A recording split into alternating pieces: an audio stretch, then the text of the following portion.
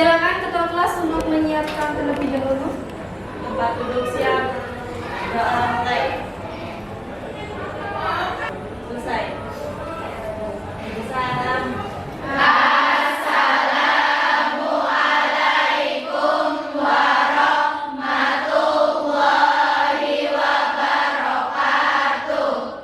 Waalaikumsalam warahmatullahi wabarakatuh. Semangat pagi.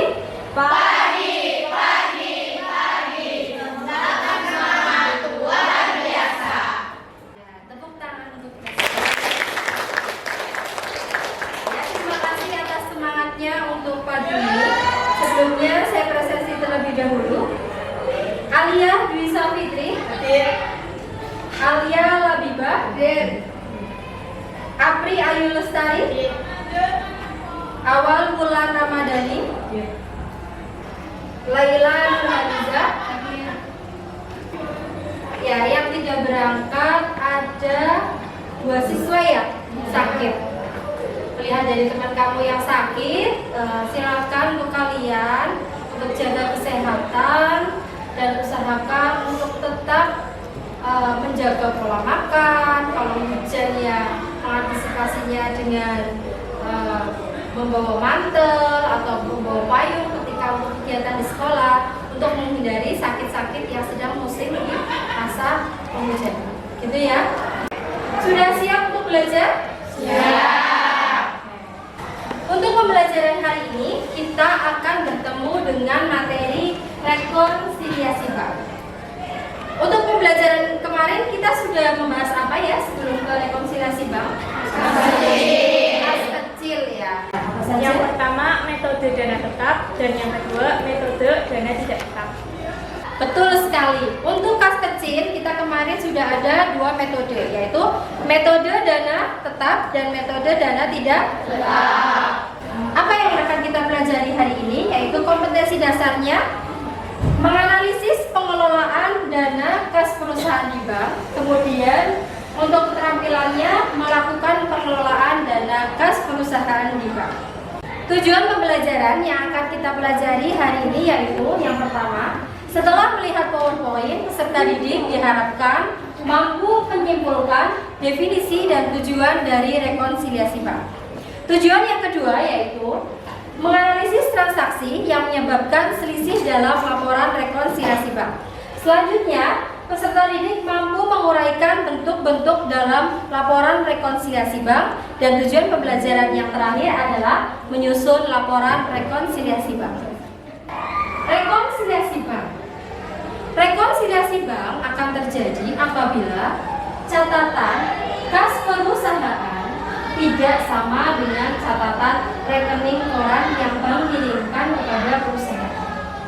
Jadi, yang namanya perusahaan, kita akan mempunyai yang namanya catatan kas, baik pengeluarannya, penerimaannya.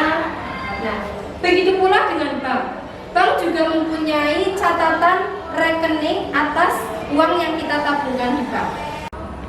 Nah, dalam akhir bulan ini nanti akan diketemukan, loh, kenapa berbeda? Untuk mengetahui perbedaan inilah maka disusun yang namanya laporan rekonsiliasi. Sebelum mengetahui ke pengertian, ada yang sudah membaca modul?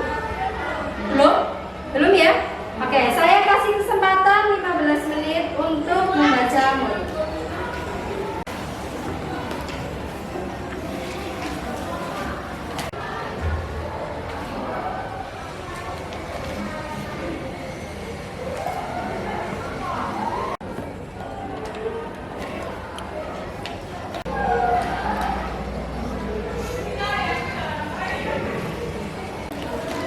Sudah selesai membacanya? Sudah. Oke, sebelumnya saya mau bertanya terlebih dahulu, apa itu rekonsiliasi bank berdasarkan modul yang sudah kalian baca?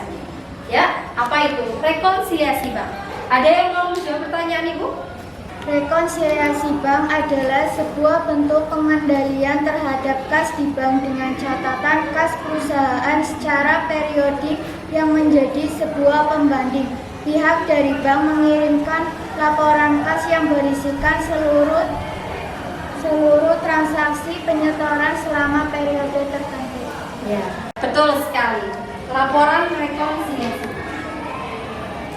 Rekonsiliasi bank adalah sebuah bentuk pengendalian terhadap kas di bank dengan catatan kas perusahaan secara periodik.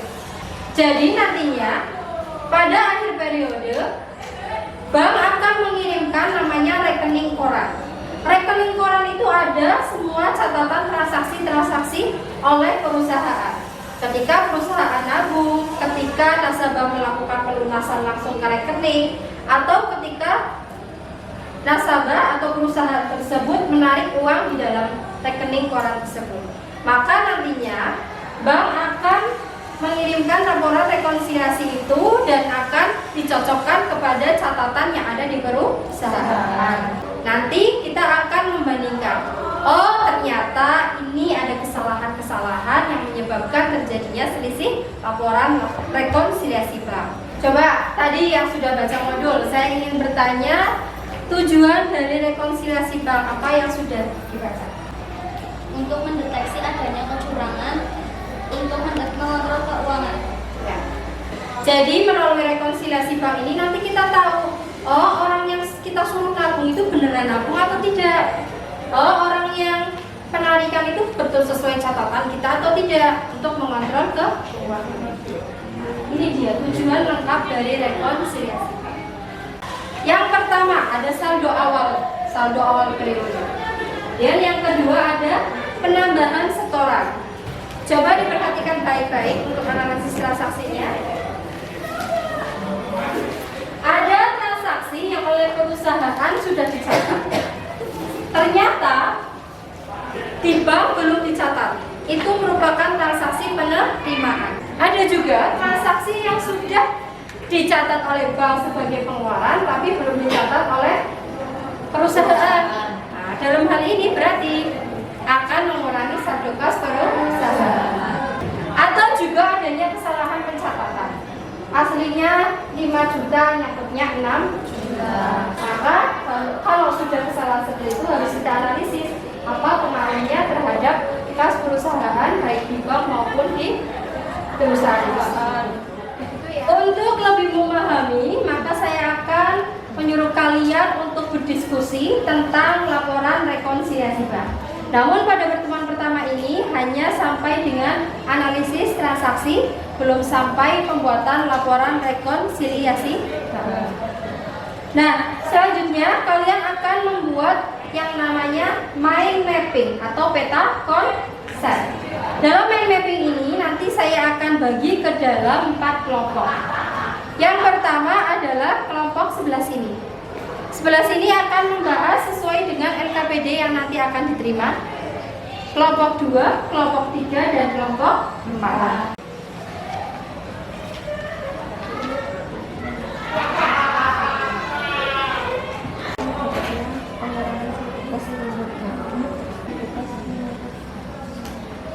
Selanjutnya silakan perwakilan kelompok untuk mengambil alat dan bahan yang sudah disediakan, perwakilan dari masing-masing kelompok. Silakan maju ke depan.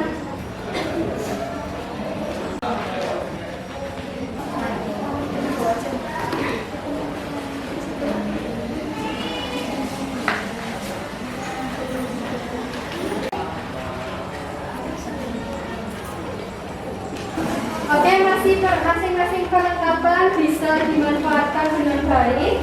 Kemudian silakan kalian buka LKPD kalian.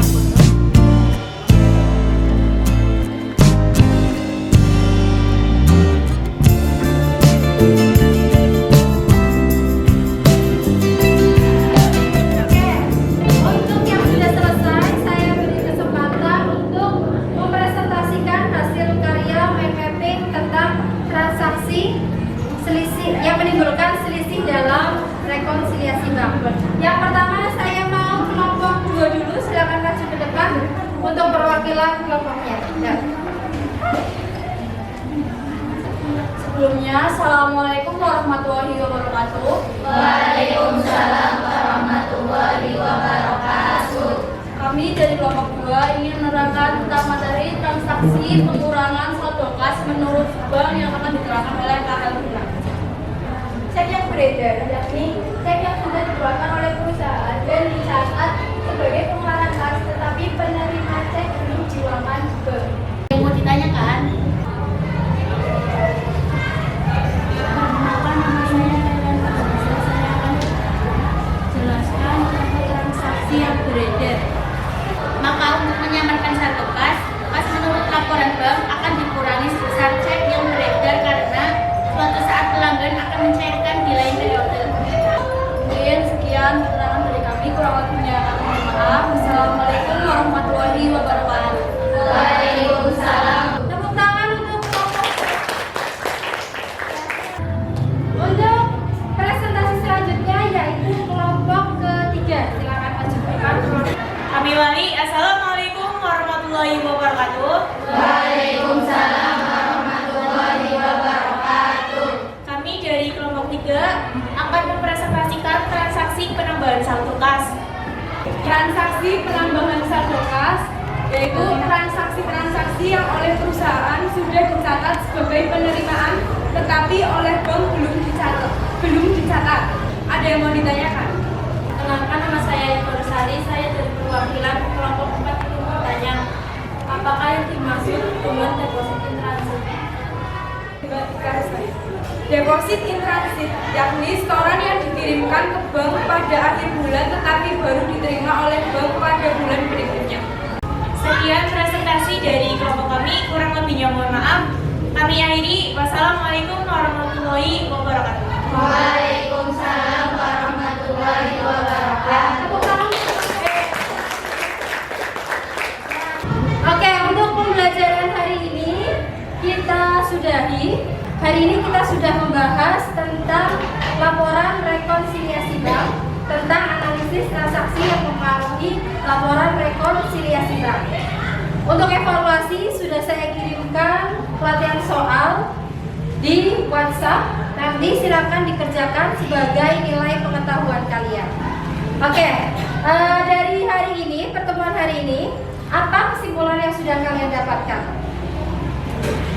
Tadi ada bagaimana kita menyamakan saldo rekonsiliasi bank, yaitu melalui saldo yang pertama menurut catatan perusahaan. Sudah paham ya hari ini ya? Silakan untuk ketua kelas bisa memimpin doa untuk bersiap-siap. Kita duduk siap. Doa mulai. Doa selesai. Beri salam.